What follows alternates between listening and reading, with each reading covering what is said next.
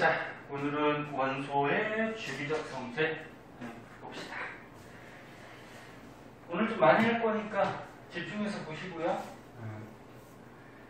자, 맨 처음에 가려막기 효과하고 유효핵전화라는 말이 나오는데 그 중에서 유효핵전화부터 한번 보자.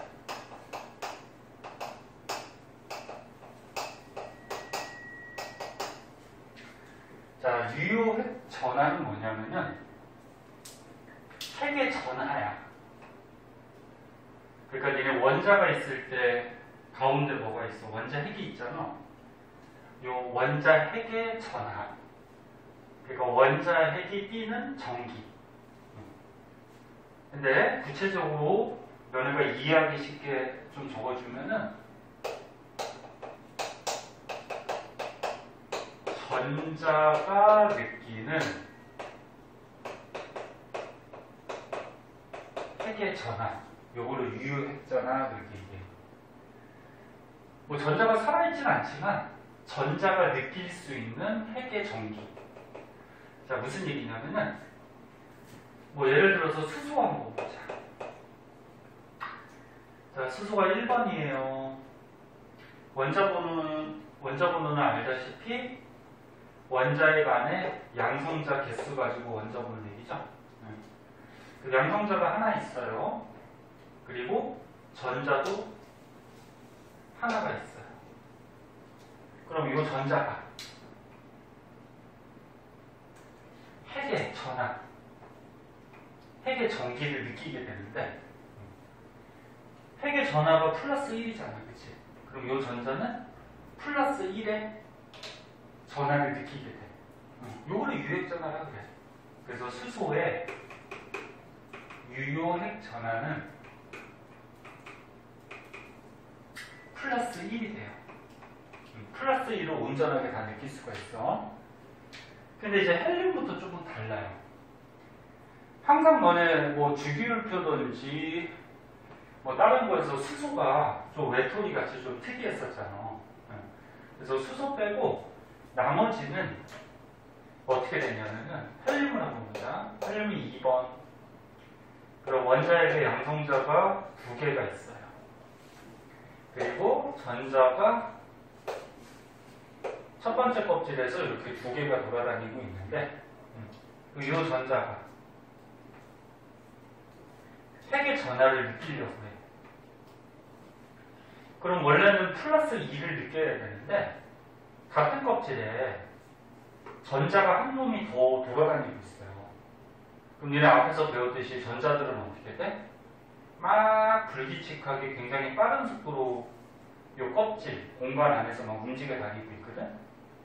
그러면 요 전자가 핵의 전하를 플러스 2를 느끼려고 할 때 다른 전자가 요 앞을 가려막을 수가 있어요.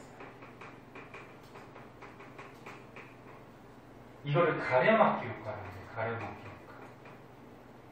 그러니까 같은 공간에서 2개가 돌아다니니까 다시 한번 얘기할게. 이 전자가 핵의 전하를 느끼려고 할 때 다른 전자가 움직여 다니다가 요 앞에 막을 수가 있어. 그러면 막아버리면은 요 전자가 핵의 전하를 플러스 2를 다 느끼지 못해요. 앞에 가려버렸으니까. 그래서 플러스 2보다 약간 작은 요런 핵의 전하를 느끼게 돼. 뭐 정확한 값을 외울 필요가 없어. 그냥 플러스 2보다 작다. 그럼 리튬은 3번이에요.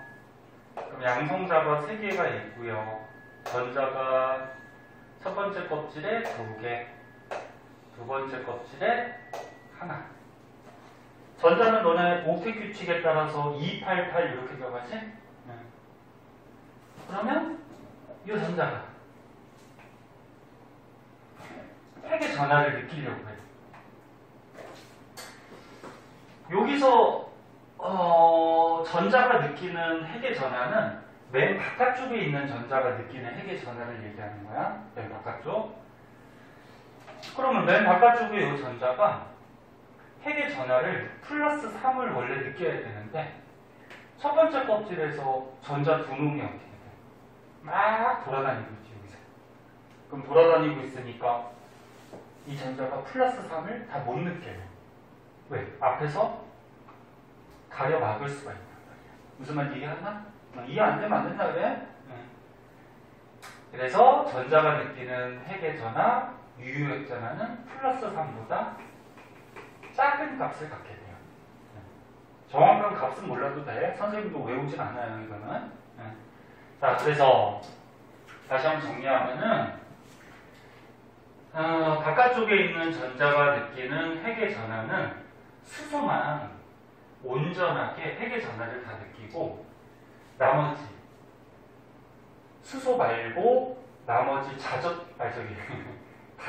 원자, 그러니까 전자가 여러 개인 이런 다전자 원자들은 가려막기 효과 때문에 플러스 2, 플러스 3보다 작은 유효 핵전하를 느끼게 돼요. 됐죠, 여기까지? 그럼 여기서 이제 중요한 것은 뭐냐면은 요 밑에 나오는데 유효 핵전하도 어떤 주기적 성질이 있는데 어떤 성질이 있는지 한번 볼게요. 자, 밑으로 가면은 그래프가 하나 나오고요. 여기 뭐 설명이 줄줄이 써 있어요.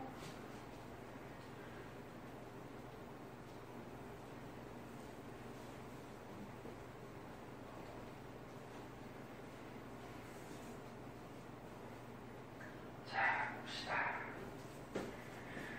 날씨가 이제 점점 더워지네. 자, 여기 보면은 유효핵전하의 주기성 그래가지고 같은 주기에서 또는 같은 족에서 어떤 성질을 나타내. 너네 저번 시간에 주기율표 배웠는데, 자, 주기율표가 이렇게 있어요. 주기율표. 현재 우리가 사용하는 거는 모듈리가 제안한 거, 원자 번호 순서대로 표를 만들어준 거죠. 여기서 가로줄을 뭐라 그러지? 가로줄? 주기라 그랬지? 헷갈리면 안 돼. 가로줄 주기야. 주기는 1주기부터 7주기까지. 그 다음에 세로줄은 족. 족은 1족부터 18족까지. 자, 그러면 우리가 방금 전에 배웠던 유효 핵전하가 어떤 주기성이 있는지 성질을 조금 알아볼게요. 책 순서대로 하면은 같은 주기부터 한번 보자. 같은 주기. 자, 주기는 가로줄이에요. 여기 봐. 칠판 봐. 책 뭐 나중에 보고.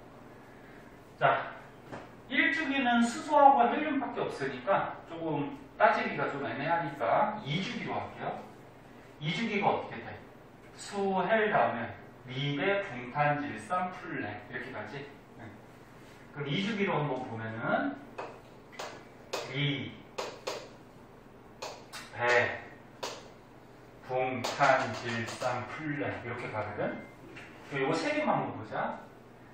얘가 3번, 4번, 5번 이렇게 된단 말이야.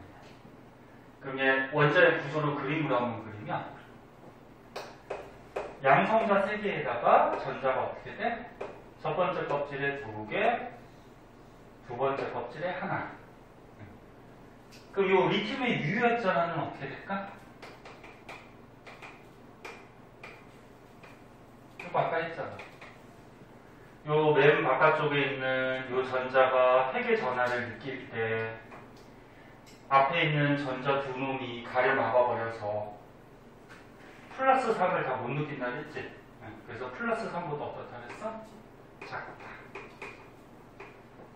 그래서 리튬에 있는 요 전자가 느끼는 유효핵전하는 요 그래프에 보면은 뭐 1점 얼마 정도를 느낀대요.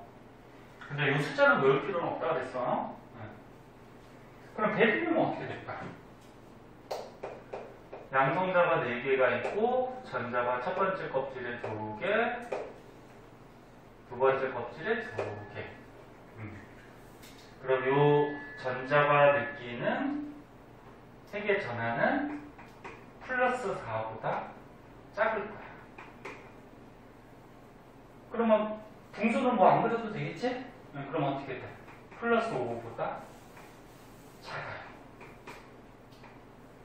그런데 우리가 생각을 해보면 얘가 느끼는 유의 핵전하는 플러스 3보다 작고 얘는 플러스 4보다 작고 플러스 5보다 작지만 핵의 전하가 자꾸 어떻게 돼?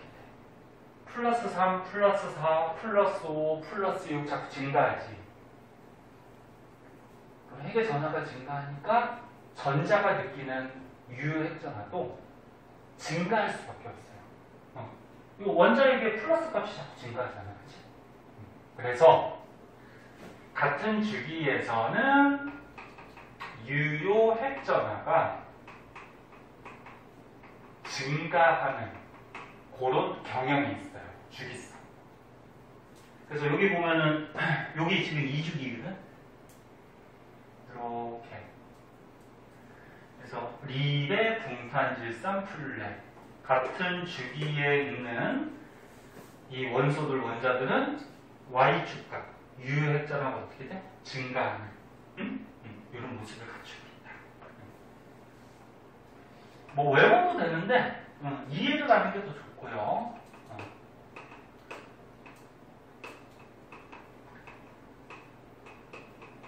자, 그럼 이제 세로줄 보자. 족에서는 어떻게 될까 보자. 자, 같은 족 1족을 한번 볼까요? 1족.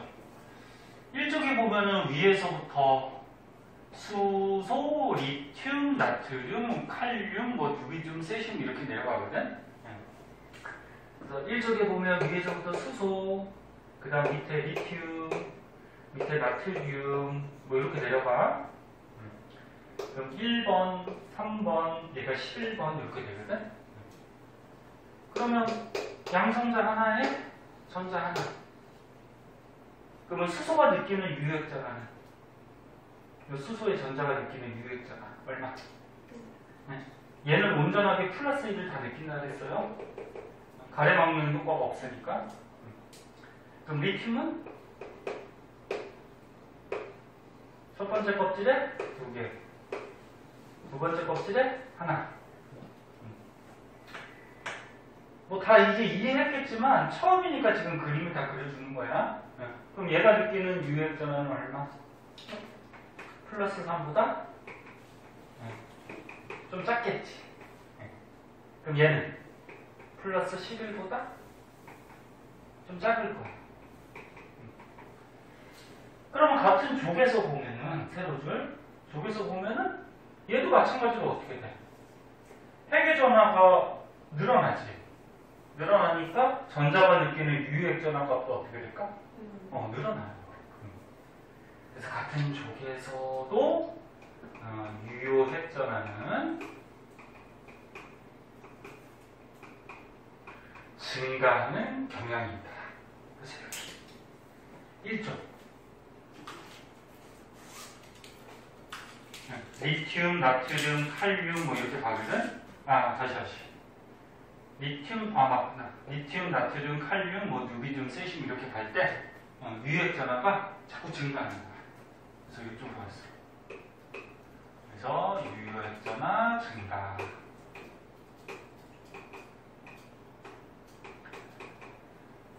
자, 그래서 지금 유효액전하만 알아본 건데 이제 앞으로 뭘 알아볼 거냐면은 뭐 원자 반지름하고 이온화 에너지 그런 게 나오거든.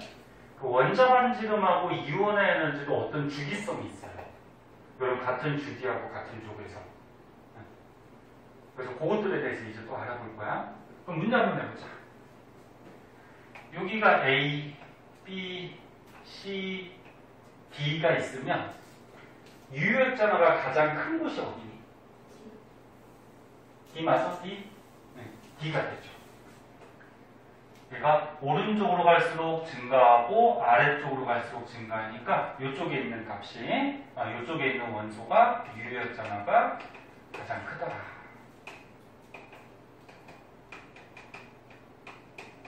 이런 얘기죠. 여기까지 어렵지 않지? 자, 그래서 유효역전화에 대해서 좀 알아봤고요. 이제 오른쪽으로 가면은 원자반지름이라고 나와요. 자, 원자반지름 한번 보도록 합시다. 자, 집중해서 보고 열심히 하고 시작. 원자반지름.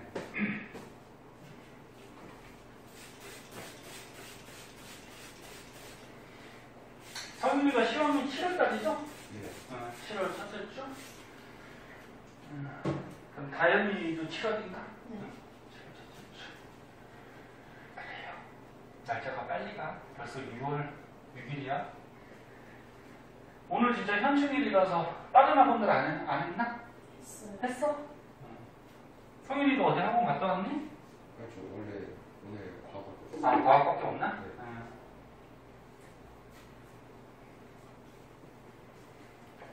자, 이거 지울 동안 선생님이 가만히 있으면 뻘쭘할 것 같아서 자꾸 말 시키는 거야. 자, 합시다. 원자반지름.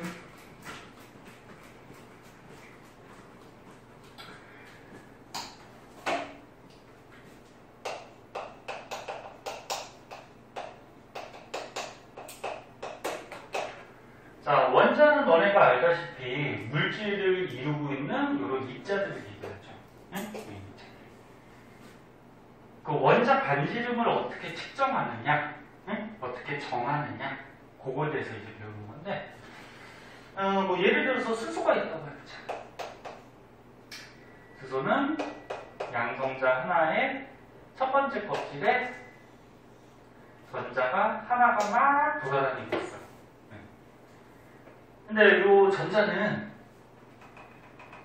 이렇게 불규칙하게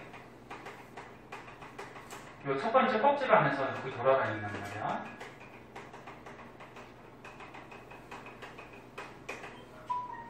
니네 이렇게 전자가 존재하는 확률을 이렇게 점으로 찍어서 나타낸 그림을 뭐라 그랬지? 앞에서 오비탈 할 때 그랬잖아. 전자가 존재하는 공간 이렇게 점으로 찍어서 나타낸 거를 전밀도 그림. 기억나? 근데 전밀도 그림으로 이렇게 그리다 보면은 정확한 경계가 없어가지고 우리가 알아보기 힘들어서 이 전자가 존재하는 90%까지 이렇게 선을 그어서 경계면으로 우리가 보통 사용한다 그랬죠. 그래서 이게 전부 다 경계면 그림이야. 지금 정확한 경계들이 있잖아, 그치? 이게 경계면 그림인데, 그러면 원자 반지름이라고 하면은 요 가운데 중심에서 여기 요 끝에까지 요게 뭐가 돼?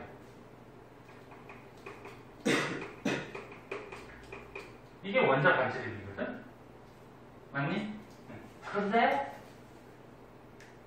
이 경계면이라는 거는 전자가 존재하는 90%까지만 그려놓은 거기 때문에 이 경계면 바깥쪽에도 전자가 있을 확률은 있는 거지. 10%는 있잖아. 무슨 말인지 이해하나? 그래서 경계면 바깥쪽에도 전자가 있을 확률이 있기 때문에 정확하게 원자 반지름을 따질 수가 없어요. 그래서 과학자들이 이제 의논한 끝에 원자 반지름을 이렇게 경계면까지 하면은 바깥쪽에도 존재할 수가 있기 때문에 이렇게 사용하지 말고 이렇게 사용하자고 결정을 했어요. 어떻게 사용하고자 결정을 했냐면은 같은 종류의 원자를 결합을 시켜서 원자 핵 사이의 거리의 2분의 1을 원자 반지름으로 사용하기로 약속을 했어요. 얘네 이거 원자핵은 움직여 안 움직여? 안 움직이지. 그러니까 원자핵은 안 움직이니까 원자핵 사이 거리의 2분의 1. 그럼 무슨 얘기냐면 수소를 봐봐. 수소 같은 종류 원자를 결합을 시켜. 그럼 수소 분자가 돼요. 이거는 그 통합과학에서도 배웠듯이 수소는 비금속이기 때문에 요 비금속끼리 결합하면은 무슨 결합하지? 전자 같이 쓰는 공유 결합을 하죠. 이거는 이제 2학기 때 공유 결합, 이온 결합 이제 자세하게 배우거든. 화학에서 비금속끼리 결합할 때는 공유 결합, 금속 비금속이 결합할 때는 이온 결합. 2학기 때 자세하게 할 거야. 자, 그럼 얘가 공유 결합을 해요. 그럼 무슨 얘기냐면 수소가 있어요. 그러면 양성자 하나, 전자 하나, 수소가 있는데 같은 종류의 원자 수소를 결합을 시켰어. 아이고, 옆에서 그래가지고 결합을 시켰어. 얘도 전자가 있겠죠? 그러면 비금속끼리 결합할 때 이렇게 전자를 같이 쓰는 공결합을 합니다. 그래서 결합을 시켰을 때 원자 핵이 있고 원자 핵이 있어요. 원자 핵은 움직이지 않죠? 요 사이 거리, 요 사이 거리의 딱 절반, 요만큼. 요걸 가지고 원자 반지름으로 사용하기로 했다는 얘기야. 무슨 말 알겠니? 자, 그래서 여기 그림을 한번 보면은 같은 수소 원자를 결합시켜서 원자핵 사이의 거리의 절반. 수소는 원자 반지름이 37 피코메타 이렇게 되거든. 근데 뭐 숫자를 외울 필요는 없어. 외울 필요는 없고. 그 다음에 뭐 이런 금속 같은 경우에는 뭐 여기 나트륨이 나오는데 금속들은 나중에 배워요. 금속 결합이라는 거래. 이게 나트륨 원자 다 나트륨 원자거든. 금속들이 결합할 때는 뭐 전자를 같이 쓰는 결합이 아니고 나중에 뭐 전자들이 막 이렇게 움직여서 결합을 유지하는 금속 결합을 하게 되는데 얘도 마찬가지로 결합을 시켜서 원자핵 사이의 거리의 절반, 이걸 원자 반지름으로 사용을 해요. 이 금속 결합 이런 건 나중에 배울 거예요. 자, 그래서 요거 꼭 알아주세요. 원자 반지름은 원자핵 사이 거리의 절반. 요거를 원자 반지름으로 사용하기로 했다. 그리고 여기서도 이제 중요한 건 뭐냐면 요거 주기성. 자, 이 주기성이 중요한데 요거 쓸 게 많으니까 한번 지우고요.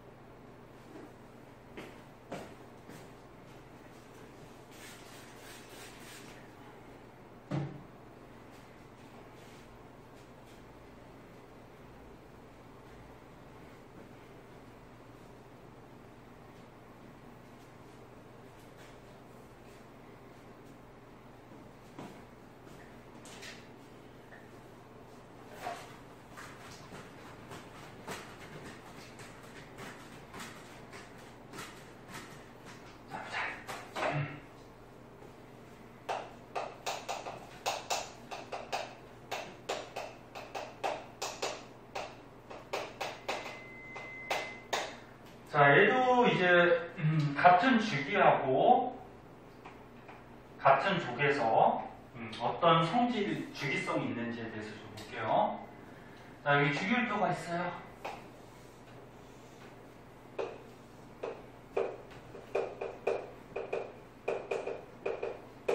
자, 같은 주기부터 먼저 한번 보자. 주기가 가로줄. 아까 전에도 얘기했듯이 1주기는 수소하고 헬륨밖에 없으니까 2주기 갈게요. 자, 같은 주기. 2주기에 리튬, 리, 배, 붕, 탄, 질산, 플레 이렇게 나가잖아, 그지? 바로 네. 3번, 4번, 5번 이렇게 원자번호가 가요. 처음이니까 그림 다 그려줄게.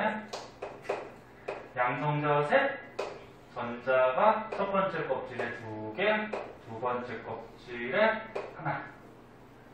얘는 양성자 4개에다가 전자가 첫 번째 껍질에 2개, 두 번째 껍질에 2개. 그럼 얘는 양성자 5개에다가 전자가 첫 번째 껍질에 2개, 두 번째 껍질에 3개. 이렇게 됐지. 옆에서 그려서 약간씩 찌그러든다. 좀 이해하고. 이게 옆에서 그리다 보면은 여기서 볼 때는 옆에서 볼 때는 동그랗게 보이는데 앞에서 보면 이게 찌그러져요. 자, 선생님 지금 그림 그릴 때 대충 그린 게 아니고 크게 다르게 그렸지. 같은 주기에서는 일단 결론이 어떻게 되냐면 원자 반지름이 이렇게 작아져요. 이렇게. 왜 작아질 것 같니? 한번 생각해봐. 같은 가로줄 주기에서는 오른쪽으로 갈수록 원자 반지름이 자꾸 작아져. 네? 틀려도 되니까 왜 작아질 것 같니?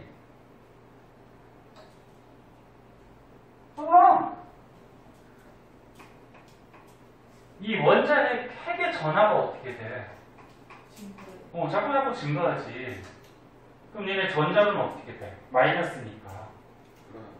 그치, 끌어당기지, 원자력이. 그러면 얘는 어떻게 돼? 플러스 3이니까 끌어당기는 힘이 좀 약할 거고, 얘는 플러스 5니까 어떻게 돼? 끌어당기는 힘이 강하겠죠. 그러면 전자 끌어당기는 힘이 강하니까 이렇게 안쪽으로 전자가 들어올 거 아니야. 그럼 크기는 작아지겠지. 그리고 우리가 앞에서 배운 게 뭐가 있어? 봐봐. 요 전자가 느끼는 핵의 전하. 이걸 뭐라 그랬지? 유효했다. 그럼 만약에 서술형이나 문제 중에 같은 주기에서는 원자 반지름이 왜 작아지느냐? 이유를 물으면 뭐라고 대답하면 돼? 유효했잖아. 전자가 느끼는 유효했잖아가 갈수록 어떻게 돼? 커지죠. 그 유효했잖아가 커지기 때문에 전자가 바짝 끌려가는 거지, 안쪽으로. 그지? 그러니까 크기가 작아지지.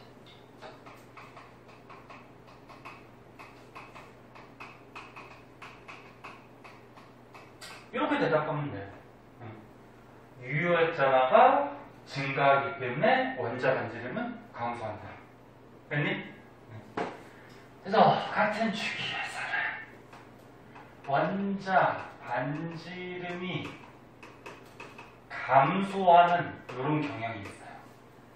그래서 이게 뭐 그래프 나왔는데 우리가 배운 내용 그래프로 그려준 거야. 자, 지금 보니까 빨간색 그래프가 뭐냐면 유효액자잖아요. 그럼 너네 같은 주기에서 아까처럼 유효액자는 어떻게 된다 그랬지? 자꾸 증가한다 그랬죠? 그 다음에 파란색이 뭐냐면 지금 배운 원자 반지름이에요.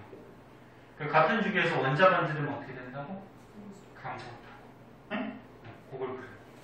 그래서 너네 숙제로 뒤에 있는 문제 풀 때 그래프들 많이 나올 거예요. 그래프도 분석할 줄 알아야 돼. 자, 그러면 같은 족을 한번 보자. 두 번째 같은 족. 자, 족은 세로줄이에요. 이렇게 세로줄. 자, 그럼 위에서부터 1족 한번 해보자. 수소, 그 다음에 뭐 리튬, 나트륨 뭐 이렇게 나가요. 그럼 1번, 3번, 7번 이렇게 갈 때 처음이니까 다 그릴게요. 이렇게 되고 얘는 양성자 3개에다가 전자가 첫 번째 껍질에 2개, 두 번째 껍질에 하나. 그러면은 첫 번째 껍질에 2개, 두 번째 껍질에 옥텟 규칙에 따라서 몇 개? 8개.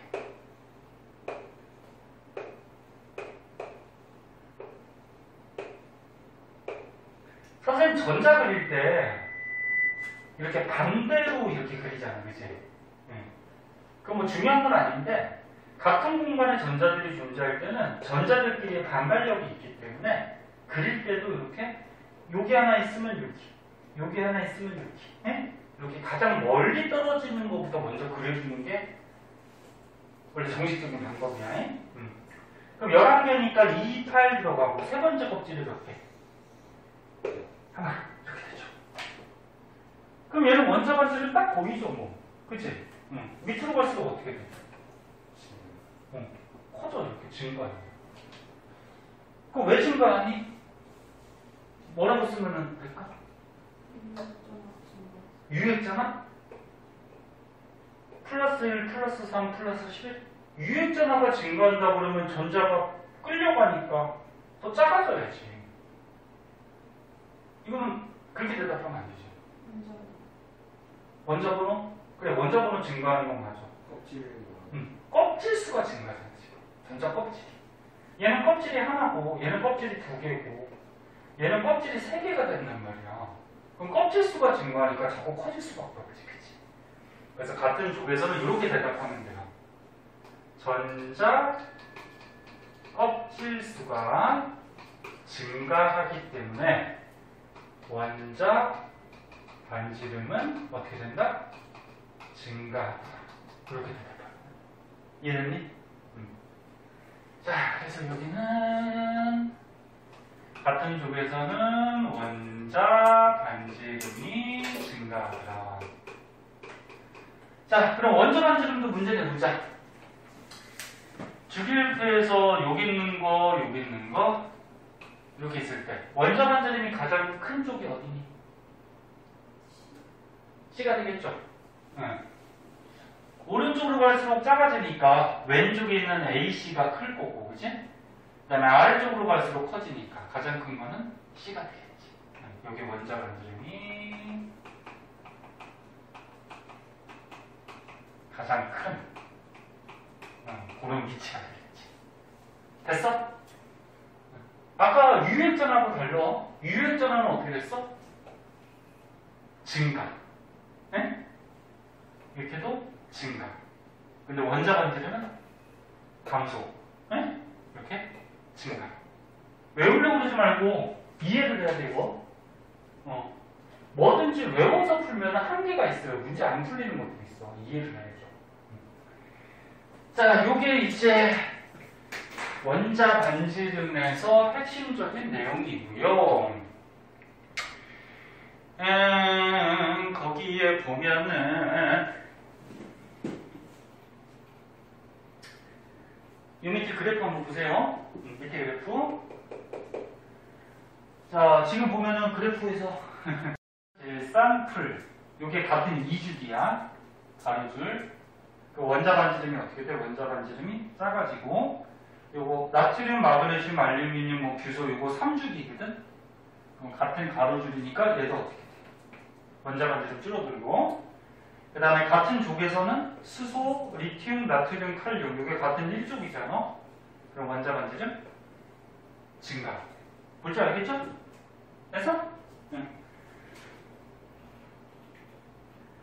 자, 넘겨보시면은 이제 이온 반지름이 나와요. 이온 반지름은 조금 다른데, 너는 이온은 통합과학에서 배웠듯이 무슨 이온이 있어? 양이온하고 음이온이 있어. 자, 요거는 조금만 쉬었다 할래? 응? 너는 또 한 번에 쉬어야 되니까, 지겨우니까. 응? 조금 쉬었다 하자. 요거 좀 내용이 기니까.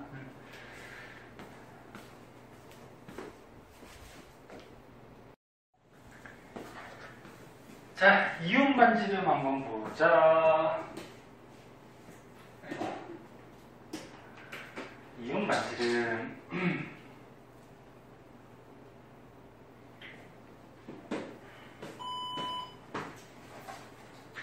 자, 이온은 통합과학 때 배웠듯이 양이온하고 음이온이 있잖아요.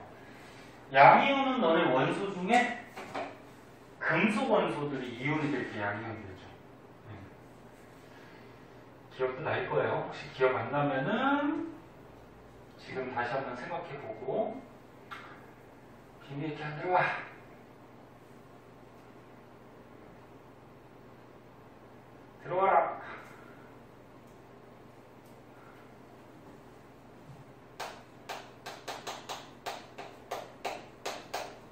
양이온은 원소 중에 이제 금속 원소들. 근데 항상 수소가 특이해. 수소는 비금속인데 수소는 이온될 때 양이온이 돼요.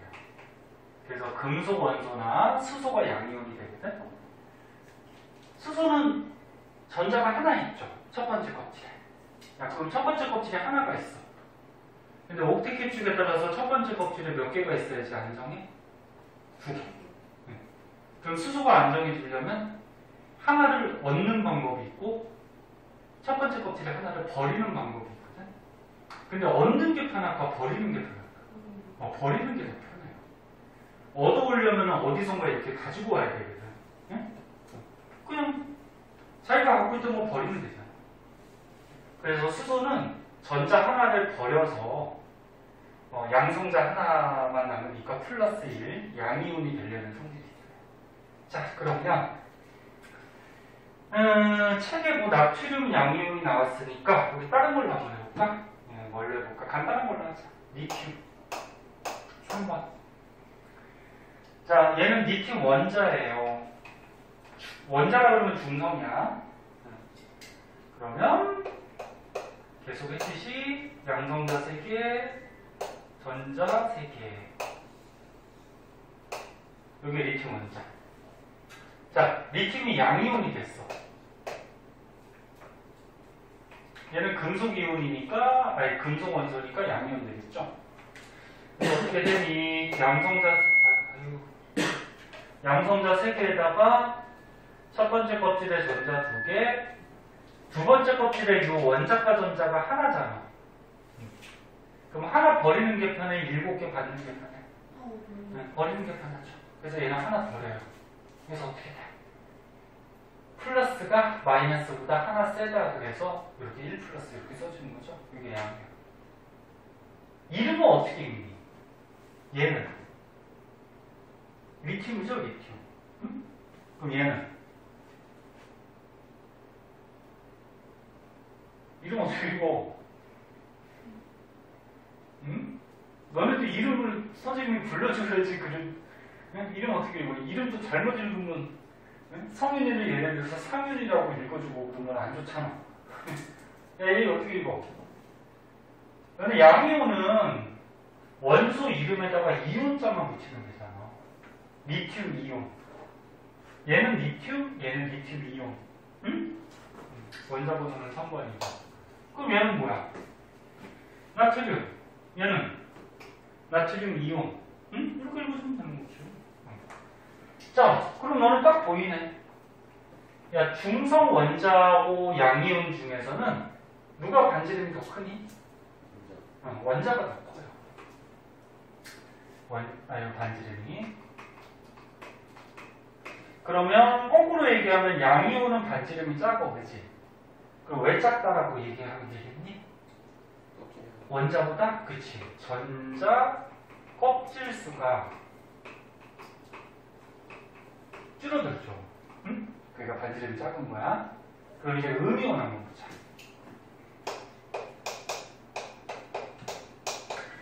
자, 음이온은 원소 중에 이제 비금속 원소들이 음이온이 돼요. 수소 빼고 비금속. 뭐 여기 플로린 나왔네? 그럼 우리 딴 걸로 한번 해보자. 산소 한번 해볼까? 산소 8번. 자, 아이 마이크 왜 이러냐. 아이 진짜 이 마이크 한번 바꿔야 되겠네. 왜 자꾸 떠들어?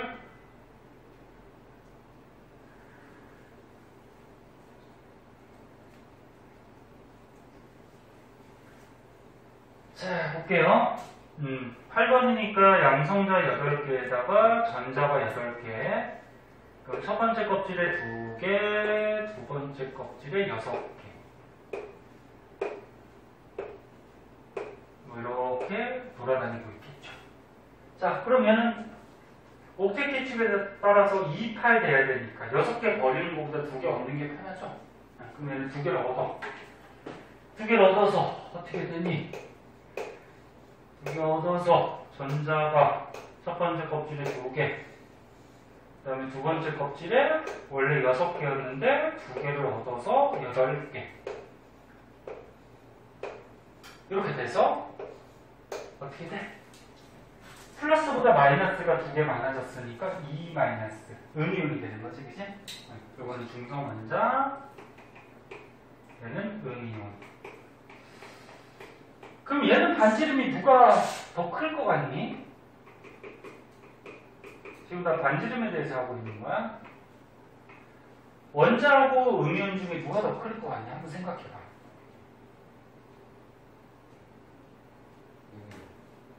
음이온. 선생님 음이온 약간 더 크게 그랬지. 선생님 음이온. 맞아. 왜 그럴까? 틀려도 돼요. 가래막기 효과 세죠. 가래막기 효과가 세서? 둘 다 맞아. 둘 다 맞아. 그러니까 이거 보면은 성윤이가 가래막기 효과가 세다고 그랬는데 이 전자가 핵의 전하를 느끼려고 할 때 같은 껍질에 그러니까 여기 안쪽 껍질에 두 개가 가려막고 그 다음에 같은 껍질에 얘네들도 돌아다니면서 앞에 가려막을 수가 있어. 근데 얘는 지금 전자 숫자가 어떻게 됐어? 많아졌지. 그러면 얘가 핵의 전하를 느끼려고 할 때 가려막는 애들이 더 많겠죠. 무슨 말인지 이해됐니? 그럼 핵의 전하가 약해지니까 어떻게 돼? 끌려가는 힘이 좀 약해지겠죠. 그럼 크기가 더 클 수 있어. 근데 그것보다 조금 더 큰 이유는 뭐냐면은 이렇게 대답을 해줘야 돼요. 시험에 나왔을 때는 같은 껍질, 같은 공간에 전자가 많아졌어, 그치? 그러면 전자들은 마이너스를 띠고 있잖아. 그럼 마이너스 끼리는 반발력이 있어요. 그래서 아까 성윤이가 요런 얘기도 했거든. 전자 간의 반발력이 얘보다는 얘가 더 세요. 전자가 많으니까. 6개가 있는 것보다 8개가 있으면 같은 공간에서 전자들의 반발력이 더 세질 거 아니야. 그럼 전자들이 어떻게 해? 야, 같은 공간에서 서로 반발하니까 크기가 더 커질 수밖에 없겠죠. 이해됐나? 그래서 음이온은 중성 원자보다 왜 크냐? 전자 간의 반발력 때문에. 반발력. 얘는 전자 껍질수 감소, 그래서 크기가 작아지고 얘는 전자 간의 반발력이 커져서 크기가 커져. 됐니? 외우려고 하지 말고 이해를 하세요. 자, 그럼 이거를 정리해서 주기율표로 한번 볼게요. 자, 주기율표로 한번 보면은 선생님이 너네들한테 자꾸 물어보는 이유는 가만히 듣고 있는 것보다 너네가 한번 생각을 하면은 더 오래 기억이 남아요. 틀려도 되니까 틀린 거는 더 기억이 더 잘 남고 그러니까 자꾸 대답하고 공부하다 보면은 잠도 안 오고 더 좋죠? 자, 보자. 여기 밑에 보면은 이제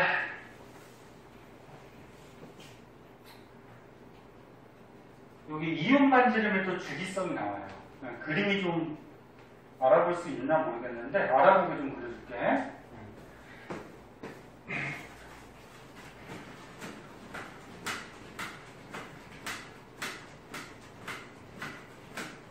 이렇게 안 갈라. 자, 이온 반지름의 주기성. 자, 같은 주기부터 한번 보자. 같은 주기가 가로주기라고 했죠? 같은 주기. 가로줄에서 1주기는 수소 헬륨밖에 없으니까 2주기로 할게요. 그럼 뭐 있어? 리베, 붕탄, 질산, 풀네. 이렇게 있지? 여기 2주기야. 2주기. 그리고 세로줄은 조기라고 했죠? 리튬은 몇 쪽이지?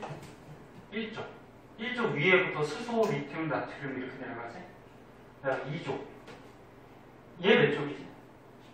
13쪽. 그 3쪽 아니라 그랬어. 주기율표 할 때. 너네 1번부터 20번까지만 알면 된다 그랬잖아. 1번부터 20번까지 중에 3족부터 12족은 없다 그랬어. 그래서 1, 2 다음에 13족. 이렇게 된다겠지, 그치? 자, 그러면 리튬 원자, 베릴륨 원자. 맨 처음에 원자 반지름은 어떻게 돼? 원자 반지름은 우리가 앞에서 배웠듯이 같은 주기에서는 오른쪽으로 갈수록 크기가 어떻게 된다? 작아진다. 아까 했잖아. 왜 작아져? 왜 작아지냐고? 에? 좀 전에 했잖아. 니네 기억력이 뭐 몇 푼인가 봐봐. 원자 반지름 오른쪽으로 갈수록 크기가 조금씩 작게 그릴게요. 이렇게 작아져요. 원자 반지름이 이런 식으로. 맞냐? 옆에서 그래서 좀 삐뚤어져도 이해하세요. 작아져. 왜 작아진다고 했어? 그래, 유액전화가 증가하니까, 그치? 그러면 같은 주기에서 이온 반지름은 어떻게 되나 보자. 얘는 이온될 때 어떻게 돼? 원자과 전자가 하나니까 조기 너네 원자과 전자 가지고 매기죠? 하나 버려서 1 플러스. 원자과 전자 2개니까 2개 버려서 어떻게 돼? 2 플러스. 3개죠 얘는? 13개 아니라 그랬어? 3개 버려서 3 플러스. 얘는 어떻게 되지? 원자과 전자가 4개니까 좀 애매하지. 4개 얻을 수도 있고 버릴 수도 있고.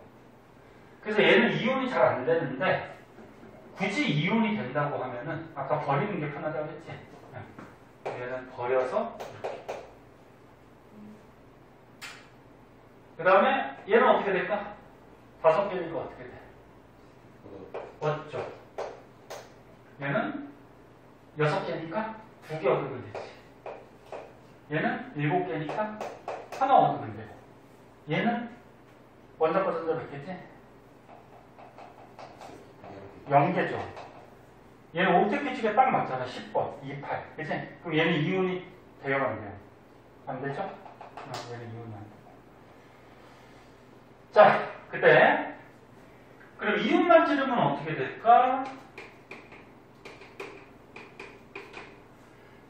중성 원자보다 양이온들은 반지름이 어떻다 그랬지? 감소한다 그랬지. 왜? 전자를 버려서 껍질이 하나 없어진다 그랬지. 그러면 중성 원자보다 반지름이 여기 색깔 다른 걸로 할까?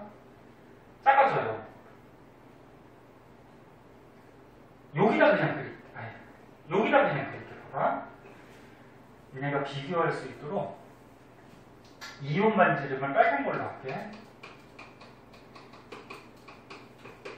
그래서 중성 원자를 노란색으로 했을 때 양이온이 됐을 때는 어떻게 돼? 반지름이 원자보다는 작아지는 거야. 껍질이 없어집니다. 하나가.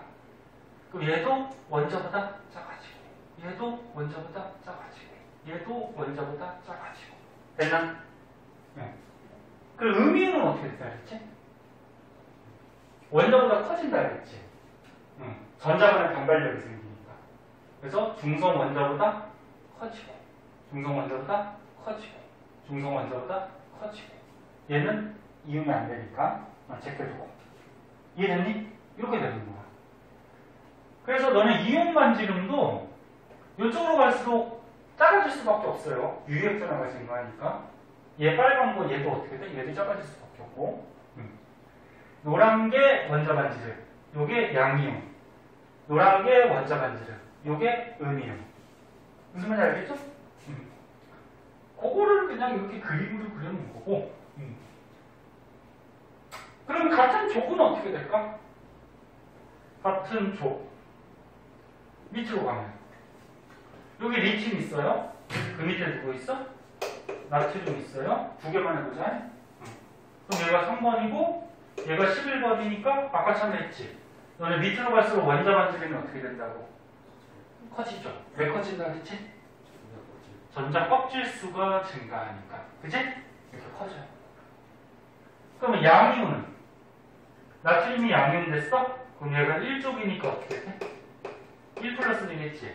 그럼 양이온은 껍질 자체 하나가 없어지니까 원자보다 어떻게 돼? 작아지겠지. 네? 작아지죠. 하지만 얘 양이온보다는 커요. 왜? 얘보다는 껍질 수가 많다. 얘는 껍질 수가 어떻게 되지? 얘가 3번이니까 1이었는데 하나 버리면 2. 껍질 하나밖에 없지. 그럼 얘는 2, 8, 1이었는데 하나 버리니까 2, 8 껍질이 2개 되잖아요. 그치? 그래서 얘보다는 얘가 큰 거야. 그치? 그래, 음이온은 어떻게 되니? 음이온이 여기 밑에 뭘로 할까? 요 플로린 밑에 하자. 플로린 밑에 염소가 있는데 얘가 9번이고 얘가 17번이에요. 그럼 음이온도 마찬가지 노란색 중성 원자는 같은 쪽에서 어떻게 돼? 커지죠? 얘보다는 커지지? 하지만 얘보다는 작겠지? 오른쪽에 있으니까. 됐니? 그럼 얘가 음이온이 되면 전자 간의 반발력이 생겨서 중성 원자보다는 어떻게 돼? 커지겠죠. 됐나? 이렇게 되는 거지. 그리고 얘보다는 당연히 커요. 얘도 마찬가지로 껍질 수가 하나가 더 많거든. 껍질 수가. 얘는 어떻게 돼? 플루오린화 이온은 음이온은 화자 붙여요. 아까 얘기 안 했구나. 양이온은 어떻게? 원소 이름에다가 이온자 붙이면 되지. 리튬 이온, 베릴륨 이온, 중소 이온. 네? 음이온은 어떻게 돼? 화자를 붙여서 화자를 붙이는데 소자는 생략하지. 질화이온, 산화이온, 플루오린화이온. 이 탄소가 좀 애매하긴 한데 여기 양이온이 되기도 하고 음이온이 되기도 해요. 책에서는 안 나왔죠. 탄소가. 그치? 여기 좀 애매해서. 이게 4개 잃을 수도 있고 거둘 수도 있어서 그래서 시험에 이거 탄소가 안 나올 거야. 자, 그래서 얘 플루오린화 이온, 염화 이온이 있을 때 음이온도 밑으로 갈수록 커져요. 얘는 어떻게 돼? 전자가 9개니까 2, 7이었는데 2, 8이 돼서 음이온 된 거지. 껍질 2개야. 그럼 얘는 전자가 17개, 2, 8, 7이었는데 전자 하나 받아서 2, 8, 8 되는 거죠. 껍질이 3개니까 당연히 얘보다는 크겠지. 그치? 이해됐나? 자, 그래서 이런 것들 파악할 줄 아셔야 되고. 자, 마지막으로 이제 밑에 보면은 등전자 이온이라고 있거든? 그거 알아보도록 좀 할게요. 등전자 이온. 과학의 단어에 거의 뜻이 다 나와 있어요. 등자가 무슨 등자일까? 같은 등. 그럼 등전자. 전자 숫자가 어떻다는 거야? 같다. 전자 숫자가 같은 이온. 그걸 등전자 이온. 자, 그럼 보면은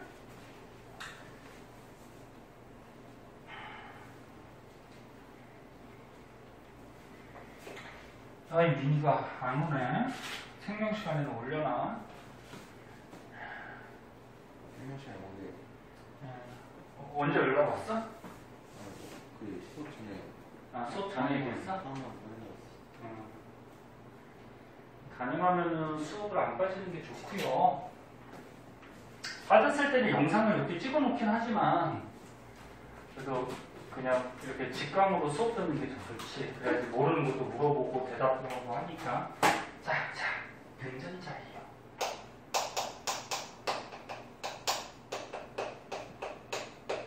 자, 방금 얘기했듯이 전자 숫자가 같은 이온. 그래서 뭐 여기 2가지가 나와 있는데 그 중에서 첫 번째 걸로 한번 보자. 자, 산소가 있어요. 8번. 그럼 너네 얘는 양성자 8개에다가 처음이니까 다 그려주는 거야. 너네 머릿속으로 생각하면 알 수 있어. 그 다음에 전자가 어떻게 돼? 2개에다가 그 다음에 저기 뭐야 6개죠? 6개인데 얘가 안정해 주려면 전자를 어떻게 2개 얻어서 어떻게 돼? 2- 이렇게 산화이온이 되겠지? 그 다음에 9번이 플루오린.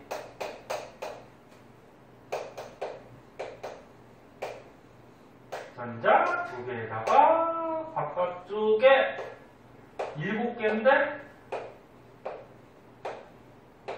하나 얻어서 8개. 그러면 1-. 그 다음에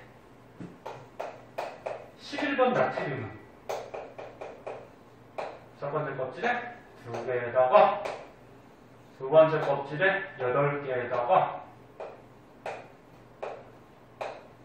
세 번째 껍질에 하나인데 얘는 하나 버리는 거지. 네. 그래서 1 플러스. 마그네슘은 첫 번째 껍질에 2개에다가 두 번째 껍질에 8개, 세 번째 껍질에 2개인데 2개를 버리는 거지. 네. 그래서 2 플러스. 자, 선생님이 약간 크기를 다르게 그리려고 했는데 좀 비슷하네. 예. 자, 그럼 얘네들을 보면 어떻게 돼? 이온이 됐어. 이온이 됐을 때 전자 개수가 어떻게 돼? 2, 8, 2, 8. 옥텟 규칙에 맞게 전자가 배치되니까 전부 다 2, 8로 전자 개수가 10개가 된다는 거야. 됐나? 그리고 전자 개수가 같은 이온들이야. 이런 게 등전자 이거. 그 누구하고 전자 개수가 같아졌지? 요 사이에 있는 10번 네온하고 전자 개수가 같아졌죠. 네온은 옥텟 규칙에 딱 맞는 비활성이지. 그래서 요 앞에 있는 놈들이나 뒤에 있는 놈들은 얘하고 똑같은 전자 배치를 갖게 되죠. 이온이 됐을 때. 자, 그러면 얘는 반지름이 이온 반지름이 어떻게 되냐면은 보이지 않니 이제? 얘가 가장 커. 야, 잠깐만, 요거 하면 요걸로 헷갈리니까. 이씨, 빨간 걸로 하자. 얘가 가장 커. 이렇게 돼요. 선생님 크기를 약간 다르게 그리려고 했는데, 이렇게 돼. 크기가. 왜 그렇게 될까?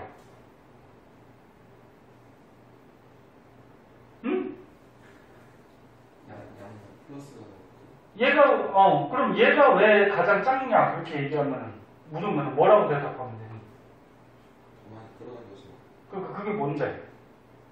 유효. 그래, 유효였잖아. 지금 봐봐. 전자 껍질수는 2개로 똑같죠? 그치? 껍질수는 2개로 똑같으니까 크기가 비슷비슷할 거야. 그런데, 원자의 핵의 전하가 얘가 가장 크네. 12. 플러스 12. 그러면 전자가 어떻게 돼? 바짝 끌려가겠지. 싸그랑겨서. 그러면 전자가 느끼는 핵의 전하를 뭐라 그래? 유효핵 전하.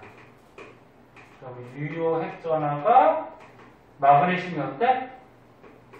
가장 크기 때문에 좋죠. 유효핵 전하가 가장 크기 때문에 바짝 끌려가더라. 그러니까 크기가 제일 작구나.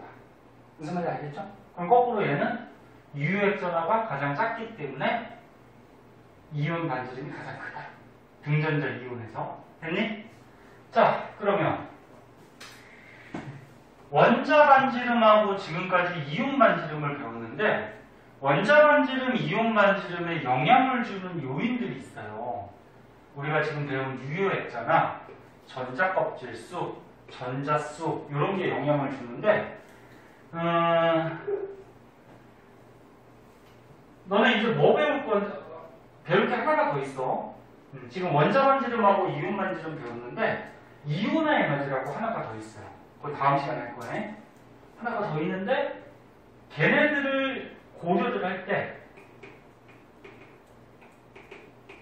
선생님 볼 때는 첫 번째 전자 껍질수를 먼저 고려를 하세요. 전자 껍질수가 영향이 가장 커. 그 다음에 전자 껍질수가 만약에 똑같다고 했을 때는 유효핵 전하를 고려하세요. 그 다음 만약에 전자 껍질수하고 유효핵 전하가 똑같아.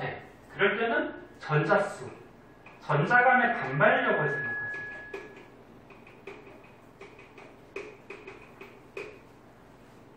이런 순서대로. 그러니까 무슨 얘기냐면은 예를 들어서 봐봐. 자, 무슨 말인지 이해가 된 사람도 있을 텐데 봐봐. 예를 들어서 아까 우리가 배운 것 중에 요거 한번 봐봐. 너네 원자 반지름 따질 때 보세요. 원자 반지름 따질 때 같은 족 세로줄에서 수소, 리튬, 나트륨, 칼륨 이게 같은 족에서 내려갈 때 원자 반지름 커진다 그랬지, 그치? 그럼 원자 반지름이 왜 커지느냐? 같은 쪽에 갈 때 첫 번째 고려 요소 전자 껍질 수가 어떻게 돼? 커지지, 많아지지. 그럼 껍질 수가 다르기 때문에 원자 반지름의 차이가 생기는 거야. 첫 번째 고려 요소. 이것부터 생각하면 안 돼. 아까 전에 다현이가 잠깐 얘기한 유효액 전화는 어떻게 돼? 증가하지. 그 유효액 전화가 증가하면은 전자를 끌어당기니까 원자 반지름이 작아져야 돼, 그치? 근데 유효액 전화보다 우선순위가 뭐라고? 전자 껍질수. 전자 껍질수가 많아지니까 원자 반지름이 커진다. 무슨 말인지 알겠니? 그 다음에 요거는 한번 보자. 아까 원자 반지름에서 같은 주기, 가로줄에서 같은 주기니까 전자 껍질은 2개씩이야. 그럼 첫 번째 고려 요소. 전자 껍질 수는 같네. 그럼 얘는 일단 넘어가고 두 번째. 그럼 유효액 전화를 생각해야 되지, 그치? 그럼 껍질 수는 같은데 유효액 전화가 어떻게 돼? 커지지. 그럼 전자를 바짝 끌어당기니까 자꾸 작아지겠지. 이해됐나? 그 다음에 또 뭐 요런 거는